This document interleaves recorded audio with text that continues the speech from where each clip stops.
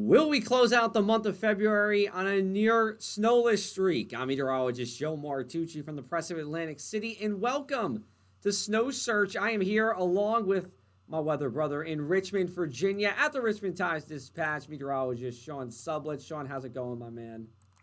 Man, we are getting ready for one of the warmest February days we've had here. We're looking forward to this Thursday. Look, I know we like to talk about snow, but it's just not happening, right? I mean, we're going to be pushing 70 tomorrow, likely pushing 80 on Thursday. And of course, this has kind of been the recurring theme Yeah. this month, hasn't it, Joe? Yeah, it has. Plenty of jacket-free days for me, even in New Jersey, let alone, Virginia and especially North Carolina here. But as we go into next week, that's what we're going to talk about in this video. We are going Mm-hmm. to try to see if we can see any snow on the horizon. We won't lie to you. If we don't see any, we're just going to say we don't see any. And to be honest, Sean, let's just get it off at the top here. We don't see much, at least for Man, next week. oh, So let's get into a little bit of history here. Sean, you did a little bit of yeah. digging comparing what this winter has felt Yeah. more like for some of our snow search cities. Yeah, there's a really great tool from the Southeast Regional Climate Center called their Climate Perspectives tool.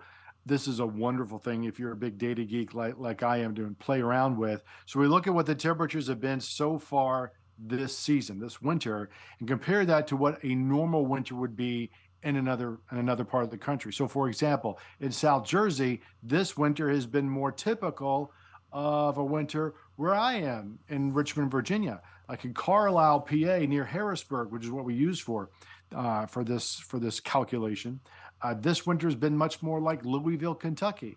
For Richmond, where I am, this winter has been more like Charlotte in North Carolina. And in Greensboro Triad, it's been much more like what you would typically see in Memphis, Tennessee. Most places are running a solid 4.5 degrees warmer than normal for the entire winter, Joe. It has just been amazing since we came out of that really nasty cold spell at Christmas. The cold has just gone away. Yes, it has, Sean. And just to clarify for everybody, when is winter in this definition? I'm sorry, yes, for this, to make the calculations easier, December, January, and February, what we call meteorological or climatological winter. Yes, there's astronomical winter, but to make the math a little more straightforward and the record keeping a little more straightforward, we define the three coldest months of the year, December, January, February, as meteorological winter. Yeah, I mean, use that term colder loosely, of course, given these Hmm. past conditions. Climatologically, the coldest time of the year. Exactly.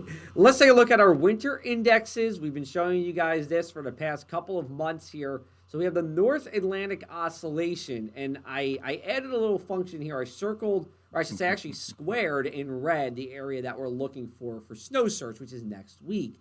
And you see that we're actually going into negative territory. We have not been in negative territory since December. Now that becomes more likely for cold and snow. So if you like snow, you're thinking, that's pretty good, right? Well, that's true if the NAO is the only thing we were looking at, because the Arctic Oscillation is going to go from very positive to neutral, still going to favor warmer and weaker storms. And then the PNA, the Pacific North American Index, stays negative.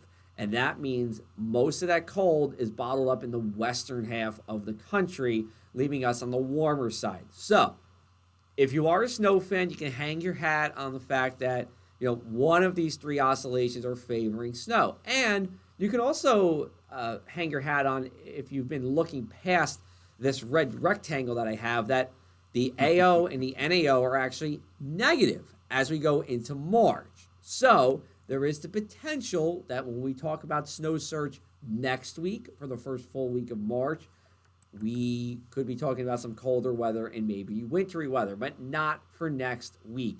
The polar vortex, which is a area of low pressure in the stratosphere, has just not really favored us so far this winter, right, Sean? No, that's been the case. And one of the things that you've alluded to here and looking at the indices is kind of tied into what we see starting to take shape up at the polar vortex. You might have heard the term sudden stratospheric warming tossed around the internet recently. What happens here is that there are these waves that kind of go upward into the atmosphere, not just laterally, but upward in the atmosphere, and they can disrupt the polar vortex and cause a very rapid warming, 50 or 60 degrees. That breaks the vortex down, effectively splits it, and that will allow these waves of colder air to spill away from the pole. And that's why we do think there's going to be some opportunity for colder weather.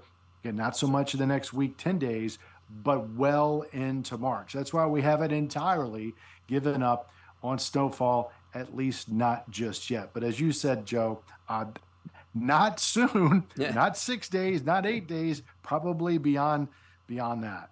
Yes. So we'll keep doing snow searches for the next couple of Mm-hmm. weeks if you guys were wondering how long you see the two of us together. Let's get into our upper level pattern. This is for next week. What we have is this southeastern ridge of high pressure. So you see that big blue H right off the coast of Florida here. And what that's going to do is generally keep us warmer. Now, that being said, on the 26th, and really for this upcoming weekend, we are going to be on the colder side. And if you're me, you might even see a few snowflakes. But we're talking about next week. So the southeastern ridge stays in place as we go into next week and is really going to keep us on the warmer side. It also deflects these low pressure systems to really stay away from us, stay to the north of us, which us being on the southern side of it, we're going to be warmer here. So that's been the case. That's going to be the case for next week. We do look to see some precipitation around the turn of the month from February 28th into February 1st. That would be in the middle part of next week. And then as we go into late next week, we're probably just going to stay mild. So, when we really wrap this up for you here, Sean, you want to take it away in terms of what we're talking Yeah. about? Milder to The start. Yeah, the big theme is that it's warmer than normal again. And for the most part, it is a relatively dry pattern. Not to say there won't be any precipitation, but this is not a period that we're going to start to see things soak, see things flood. There's going to be more often than not, nothing's falling out of the sky. But as you said before, there are signs of things getting not just close to normal, maybe a little cooler than normal after we get well into March, 4 or 5 days into March. But that's still a ways away. For a lot of us, I think, Joe, we're going to probably have one of the 10 warmest winters on record, in spite of what happened back in December. But without question, January, February, just amazing, just amazing. Yeah, it's really southern cooking is what I've been saying up here in New Jersey for what we're seeing so far in terms of this winter so far. Sean, what have you been searching for, weather or otherwise, over the past couple of days? Out the back door in the backyard here, the daffodils have started to bloom in the last 2 days. The pollen is starting to get out there already. A couple of maples are starting to blossom. So what we're watching for is budding of fruit trees. My worry, especially for peach trees, they start to bud early because it hasn't been cold, and we get one of these nasty freezes in the middle of March, which is not unusual by any stretch. We could have some serious damage to the fruit trees here in Virginia. So that's what I'm kind of searching for and keeping an eye on, and in the back of my head as we go through these next 6 to 8 weeks. I'm going to keep mine in the food category. I'm not going Mm. to talk about weather. So we have a grocery store chain up here in New Jersey called ShopRite. Sean, you might be familiar with it in your Oh yes, Philadelphia. been to the shop right more than once. Of course. And over the past couple of weeks, they haven't had any ShopRite Greek yogurt. They said they have been all Mhm. out of yogurt. So both my wife and I, we Really? love the. Yeah. The other brands are there, but ShopRite isn't. So it's been another week where I've been looking Oh, for it. My wife, has asked for the ShopRite. We just don't have the ShopRite brand yogurt, Sean. So we so had it's to just a go. ShopRite brand because I got all this Oikos down in Yes. the fridge down here if you want Oh, did I? I'm gonna it. come on by. I'm gonna get some Oikios. Uh, yeah, there's all the other brands, but the Shoprite brand we like Okay, because mainly because it's cheaper, it but is. it is It good too. is. You know what I'm saying? So that's what I got for By the this. way, since we're talking about food, before we wrap this up, I love French onion dip, but don't like the calorie stuff. Look, I'm going to go there. Right? If you use like the vanilla Greek yogurt and you use like the French onion soup mix in there, Yeah. makes a great French onion dip, and you don't have all the fat. Look at There you this. go. There's your fun tip for the day. Look at this. We can't give you snow, but we can give you cooking instructions.